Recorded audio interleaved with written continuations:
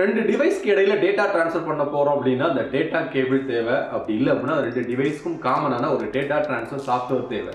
ரெண்டுமே இல்லாம, அதாவது டேட்டா கேபிள் டேட்டா ட்ரான்ஸ்ஃபர் பண்றதுக்கு தனிப்பட்ட சாஃப்ட்வேர் எதுவுமே இல்லாம ரெண்டு டிவைஸ்க்கு இடையில, அதாவது மொபைல் டு மொபைல் இல்ல மொபைலுக்கு லேப்டாப் டெஸ்க்டாப் இந்த மாதிரி ரெண்டு டிவைஸ்க்கு இடையில எப்படி ஈஸியா டேட்டா ட்ரான்ஸ்ஃபர் பண்றது தான் இந்த வீடியோல பார்க்க போறோம். வணக்கம், நான் ராஜசேகர், டெக் மாஸ்டர் சப்பால்ல இருந்து. இதுவரைக்கும் நம்ம சேனலுக்கு சப்ஸ்கிரைப் பண்ணல, இதுதான் பார்க்கறது முதல் வீடியோ, மறக்காம சப்ஸ்கிரைப் பண்ணிக்கங்க. பெல் ஐகான் ஆல் நோட்டிஃபிகேஷனோட. வீடியோ பிடிச்சிருந்துச்சு அப்படின்னா கண்டிப்பா ஒரு லைக் கொடுத்து வீடியோ ஷேர் பண்ணி விட்டுருங்க.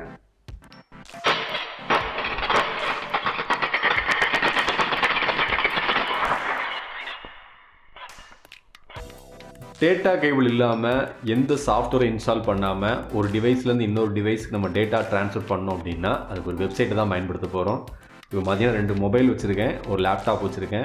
ஒரு மொபைல்லேருந்து லேப்டாப்புக்கும் ஒரு மொபைல் டு மொபைலும் உங்களுக்கு ட்ரான்ஸ்ஃபர் பண்ணி காட்ட போகிறேன். டேட்டா ட்ரான்ஸ்ஃபர் பண்ணோம் அப்படின்னா நீங்கள் எந்த டிவைஸ்க்கெலாம் டேட்டா ட்ரான்ஸ்ஃபர் பண்ண போகிறீங்களோ அந்த டிவைஸ் எல்லாமே ஒரே நெட்வொர்க்கில் இருக்கிறோம். ஒரே ஒய்ஃபையாக இருக்கலாம், இல்லை மொபைல் நெட்வொர்க்கில் கனெக்ட் பண்ணியிருக்கலாம்.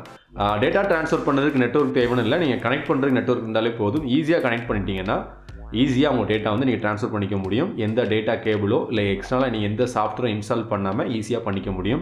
அந்த வெப்சைட்டோட பேர் பார்த்தீங்கன்னா snapdrop.netன்னு சொல்லி, நீங்கள் எந்த டிவைஸ்க்கு இடையில டேட்டா ட்ரான்ஸ்ஃபர் பண்ண போகிறீங்களோ அந்த ரெண்டு டிவைஸ்க்குமே அந்த வெப்சைட்டை ஓப்பன் பண்ணிக்கோங்க.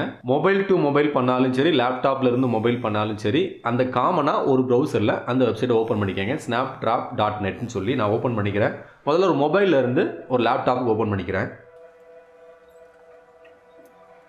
இதே வெப்சைட்டை என்னுடைய மொபைல் ஓப்பன் பண்ணிக்கிறேன். ரெண்டு டிவைஸ்லையும் ஒரே வெப்சைட் ஓப்பன் பண்ணிட்டேன். பார்த்தீங்கன்னா தெரியும், ரெண்டும் ஒரே வைஃபைல இருக்கிறனால, வைஃபை கனெக்ட் பண்ணியிருக்கிறதுனால ரெண்டு டிவைஸுமே காட்டுது. மொபைலில் பார்த்தீங்கன்னா லேப்டாப் காட்டுது, லேப்டாப்பில் பார்த்தீங்கன்னா மொபைலை காட்டுது. எந்த டிவைஸ்லேருந்து நீங்கள் டேட்டா ட்ரான்ஸ்ஃபர் பண்ண போகிறீங்களோ அந்த டிவைஸில் காட்டக்கூடிய நீங்கள் ஸ்கேன் பண்ண டிவைஸை செலக்ட் பண்ணிக்கோங்க. பார்த்தீங்கன்னா ஈஸியாக ஃபைல் ஆக்சஸ் பண்ணுறதுக்கு போயிடுச்சு. நீங்கள் எந்த ஃபைலை ட்ரான்ஸ்ஃபர் பண்ண போகிறீங்களோ அந்த ஃபைலை ஆக்சஸ் பண்ணுறதுக்கு வந்துருச்சு. நான் ஒரு இமேஜ் மட்டும் உங்களுக்கு சென்ட் பண்ணி காட்டுறேன்.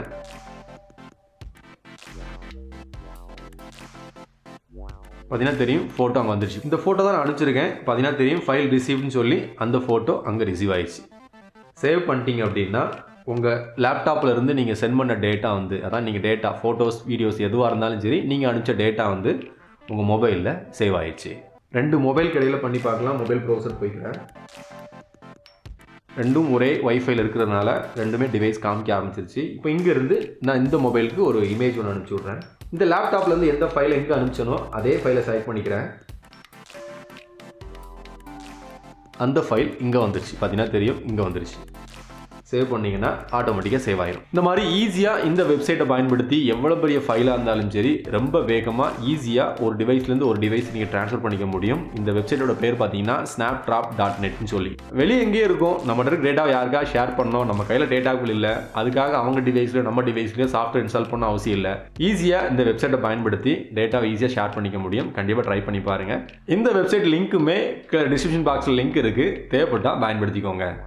டேட்டா கேபிளும் இல்லாமல் டேட்டா ட்ரான்ஸ்ஃபர் பண்ணுறதுக்கு எந்த சாஃப்ட்வேர் இல்லாமல் எப்படி ஈஸியாக டேட்டா ட்ரான்ஸ்ஃபர் பண்ணிக்கிறதுன்னு சொல்லி நீங்கள் பார்த்த இந்த வீடியோ ஒரு பயனுள்ள தகவலாக இருக்கும் நம்புகிறோம். உங்களுக்கு பிடிச்சிருந்துச்சுன்னா கண்டிப்பாக லைக் கொடுத்துக்கோங்க. நீங்கள் லைக் கொடுத்த வீடியோ மற்றவங்களும் தெரிஞ்சுக்கணும், லைக்கோட ஒரு ஷேர் பண்ணி விட்டுருங்க.